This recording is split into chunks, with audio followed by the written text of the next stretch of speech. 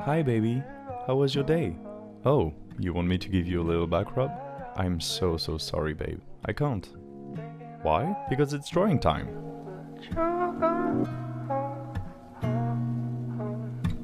Well, hello there, I'm Detroit. Give me a sketchbook, a fountain pen and some ink and we can have a good time. Hope you fancy an abstract drawing today because I have one for you. Actually, it is very similar to a drawing I did like a year ago on that same sketchbook. But I didn't film it, so there's no video record of that. Maybe that's why I wanted to go back to that pattern. There is something nice about raindrops at the end of a straight line. And since I also like wormy squigglies, like you can see here, it just feels right to combine them, give it a little bit of contrast. So I'm drawing a tree like that. It's just good to do these drawings because I don't have to think about it. You know, even if I'm drawing almost every day, I don't consider myself a good artist yet. I think it's a good thing because then I'm more focused about continuously learning. So here's how I view things about learning to draw. I have two main drawing activities, right?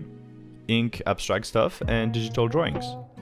By the way, subscribe so you can see all my abstract ink drawings that come out on Thursday, just like today, and also my digital paintings every Sunday. Anyway, so drawing with ink, what I mainly learn is not really how to draw. It's more about pen control, finger coordination and stuff like this. Doing fine inking, tiny ink patterns or even bigger ones, it takes some control skill. The quality of the line is completely linked to the experience, you know? I can only get better at that by continuing to exercise and use pens to draw abstract things. Now, on the other hand, I draw digitally, and it's not abstract. That's where I learn about classical drawing stuff and techniques, you might say, like anatomy, coloring, shading, proportions, composition, all the things you need to be a good artist. So it's divided into two, motor skills with ink and technical skills with digital. Sometimes learning all that stuff really takes a lot of brain power, especially when you work a day job, so you do all that learning after work or before work sometimes. That's basically 2 days in one, and sometimes it just fries your brain. It's just fried, man. Like French fries, except my brain is really French, whereas French fries are actually from Belgium. So stop calling them French. Anyway, weird tangent. Basically, what I'm trying to say is that drawing with ink allows me to rest my brain while at the same time continuing the learning process.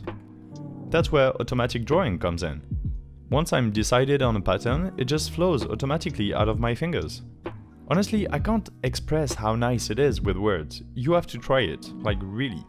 Please try it and tell me in the comments how it went for you. Especially while listening to a podcast or an audiobook. Right now, I'm trying to reconnect with my Spanish because I haven't practiced it in a while, so I'm listening to Los Pilares de la Tierra, The Pillars of the Earth by Ken Follett, but in Spanish.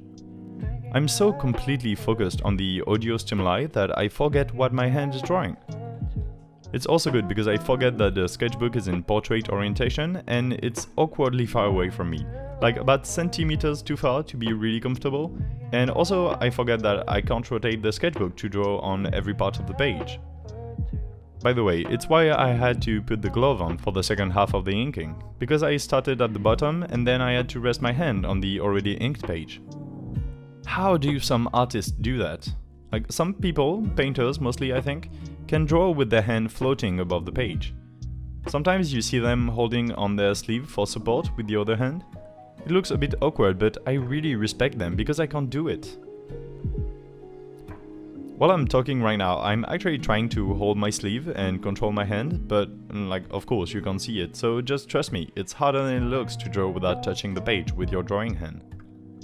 Try that too, and tell me in the comments. Hell, why not?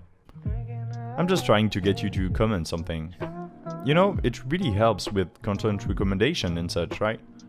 Another thing, I guess, would help a lot with the number of people usually watching my videos is sharing it with a friend. Consider it.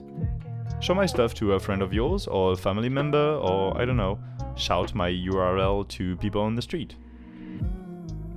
Also, another thing I don't say enough is you can leave me ideas of stuff to draw in the comments. I already have lots of inspiration, but outside ideas are always welcome. I want feedback on what you guys want to see be drawn.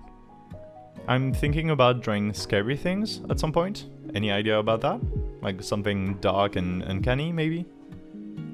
I guess I should rather say it in the beginning of the video, where people are actually watching. Near the end, a lot of people leave early, which makes sense. So I'll think about it in the next video, or the one after that. Drawing is done. Here it is. Subscribe, like, comment. My Instagram, my Twitter, my Reddit, everything is in the description. And again, don't forget to share with a friend. I'm serious about that. I'm Detroit, and I'll see you in a few days on here. See ya! Bye!